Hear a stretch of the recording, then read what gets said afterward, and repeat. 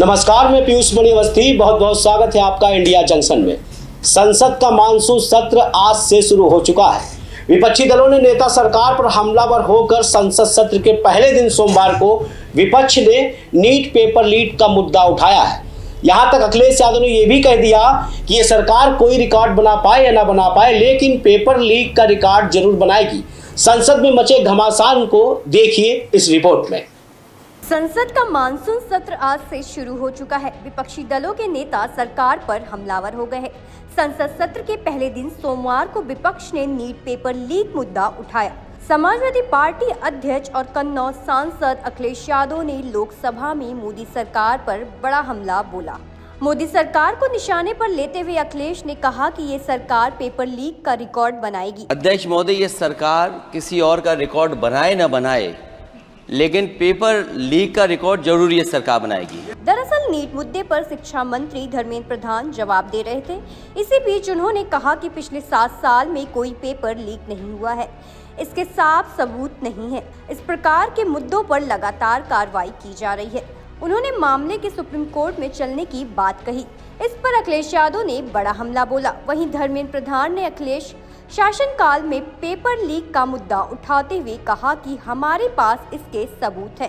Paper leak मुद्दे पर अखिलेश यादव ने कहा कि देश ने बहुत अहम सवाल पर पूछने का समय दिया। ये सरकार कोई और रिकॉर्ड बनाए या ना बनाए, लेकिन पेपर लीक का रिकॉर्ड जरूर ये सरकार बनाएगी। अध्यक्ष महोदय, ये सरकार किसी और का रिकॉर्ड बनाए न बनाए, लेकिन पेपर लीक का रिकॉर्ड जरूर ये सरकार बनाएगी। मुझे इसके बैकग्राउंडर में नहीं जाना है कि कब, कैसे, किस संस्था को बनाया गया। पूरे देश के छात्र इस पर आंदोलित थे। लगातार अखबार और सीबीआई की जांच के बाद चीजें सामने आ रही हैं।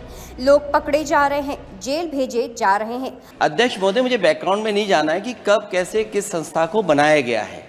पूरे देश के छात्र इस पे आंदोलित थे। लगातार अखबार और सीबीआई की जांच के बाद चीजें सामने आ रही हैं। लोग पकड़े जा रहे हैं, जेल भेजे जा रहे हैं। अखिलेश यादव ने सवाल किया कि मैं पूछना चाहता हूं, क्या सेंटर वाइज जिन बच्चों को सबसे ज्यादा नंबर मिले हैं उनकी सूची जारी होगी? कई सेंटर ऐसे हैं जहां 2000-2500 बच्चे पास कर गए। कई प्रदेश की ऐसी जगह है जहां 650 से ज़्यादा नंबर हैं। अगर ये संस्था इतनी क्रेडिबल थी, जिन सेंटर पर ये परीक्षा हुई, उसका इंफ्रास्ट्रक्चर क्या था? अध्यक्ष महोदय, आपके माध्यम से पूछना चाहता हूँ मंत्री जी से, क्या सेंटर वाइज जिन बच्चों को सबसे ज़्यादा नंबर मिले हैं, क्या उसकी सूची जारी करेंगे? 30,000 सीटें जहाँ हैं, कई सेंटर अध्यक्ष महोदय ऐसे हैं जहाँ 2000-2500 बच्चे पास हो गए हैं। सरकारी सीटें 30,000 हैं। कई सेंटर में 2000 से ज़्यादा पास हो गए। कई प्रदेश के ऐसी जगह है जहाँ पर कुछ सेंटर से 600 से 650 से ज़्यादा सबसे ज़्यादा नंबर हैं। अगर वो संस्था इतनी क्रेडिबल थी तो अध्यक्ष महोदय, जिन सेंटर्स पे ये परीक्षा हुई उन सेंटर्स का इंफ्रास्ट्रक्चर क्या था? क्या मंत्री जी ने जानकारी की थी इस बात की? अखिलेश ने हमला बोलते हुए कहा कि ये मंत्री जी रहेंगे तो बच्चों को न्याय नहीं मिलेगा।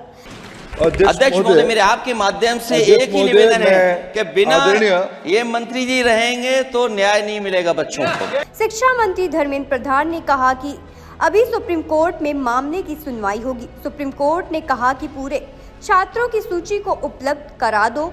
2-3 दिन में सभी छात्रों की लिस्ट उपलब्ध कराई गई है। देश का ग्रामीण इलाका एससी और एसटी और आर्थिक रूप से पिछड़ों लोगों की है। शिक्षा मंत्री ने कहा कि पेपर लीक पर राजनीति नहीं करनी चाहिए। उन्होंने कहा कि जब अखिलेश यूपी की सत्ता में थे तो मेरे पास सबूत है कि कितनी बार प्रश्न पत्र लीक हुआ है। खबरों से जुड़े रहने के लिए सब्सक्राइब करें हमारा चैनल इंडिया जंक्शन।